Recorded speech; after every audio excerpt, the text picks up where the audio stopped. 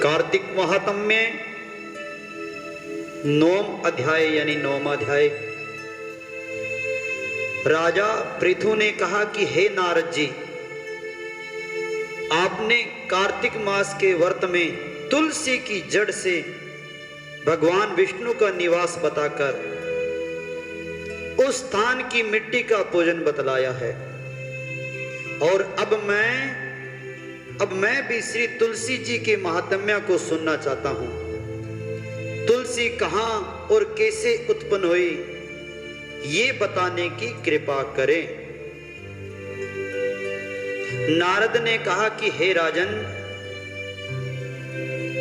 एक समय देवगुरु बृहस्पति और देवराज इंद्र कैलाश पर्वत पर शंकर जी का दर्शन करने के लिए गए, और शंकर जी की उनकी परीक्षा ली, भगवान महादेव की परीक्षा ली।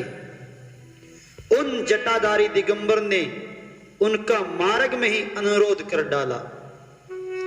यद्यपि वे तेजस्वी, शांत, लंबी भुजा, चौड़ी छाती वाले गौरवर्ण, अपने विशाल नेत्रों युक्त तथा सिर पर जटाधारी वैसे ही बैठे थे, तथापि इंद्र ने शंकर जी को न पहचान उनका नाम धाम आदि परिचय पूछा और कहा, शंकर जी अपने स्थान पर है या कहीं गए हैं। भगवान शंकर से पूछ रहे हैं कि अरे शंकर जी अपने स्थान पर है या कहीं गए हैं। इस पर उस तपस्वी ने कुछ नहीं कहा, परंतु त्रिलोकी नाथ के ऐश्वर्य से गर्वित होकर इंद्र कब तक चुप रहते हैं। उन्होंने क्रोध में घुड़क कर कहा, अरे मैं पूछता हूं तो उत्तर क्यों नहीं देता। मैं अभी तुझे इस वज्र से मारता हूं, फिर देखता हूं तुझ दुर्मति की रक्षा कौन करेगा। जैसे फिर ज्यों ही दिगंबर को मारने के लिए हाथ में वज्र लिया, त्यों ही भगवान शंकर ने वज्र सहित उसका हाथ स्तंभित कर दिया, और विकराल नेत्र कर ज्यों ही उसे देखा, ऐसा विदित हुआ मानो वह दिगंबर प्रज्वलित हो उठा है और तेज से जला देगा। भुजाएं स्तंभित होने लगी। इंद्र के क्रोध और दुख का अंत न रहा, परंतु ज्यों ही बृहस्पति जी ने उनको प्रज्वलित देखा, त्यों ही अपनी बुद्धि से उनको भगवान शंकर जानकर प्रणाम किया। बोलिए शंकर भगवान की जय हो। और इंद्र को भी उनके चरणों में गिराया।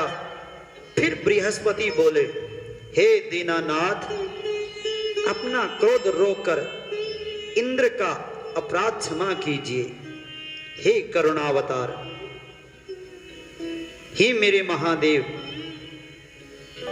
बृहस्पति के ऐसे वचन सुनकर महेश्वर महादेव गंभीर वाणी में बोले, मैं अपने नेत्रों से निकले क्रोध को कैसे रोकूं। तब बृहस्पति बोले, हे भगवान, भक्तों पर तो दया करनी ही चाहिए, अतः अपना भक्त वत्सल नाम सार्थक कीजिए। हे करुणावतार, हे महादेव, अरे भक्तों पर दया करनी चाहिए, और इस तेज को शांत कर इस इंद्र का उद्धार कीजिए।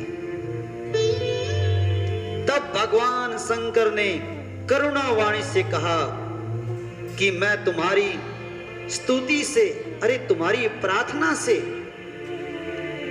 मैं अति प्रसन्न हूं, और जो तुमने इंद्र को जीवन दान दिलाया है, अब मैं तुम्हें अपने वरदान द्वारा जीव नाम से विख्यात करता हूं। मेरे नेत्रों की अग्नि अब इंद्र को पीड़ित नहीं करेगी। ऐसा कहे शंकर जी ने अपने माथे से निकाले हुए तेज को लेकर क्षीर सागर में डाल दिया। बोलिए शंकर भगवान की जय हो। और फिर लीलाधारी भगवान शंकर अंतर्ध्यान हो गए।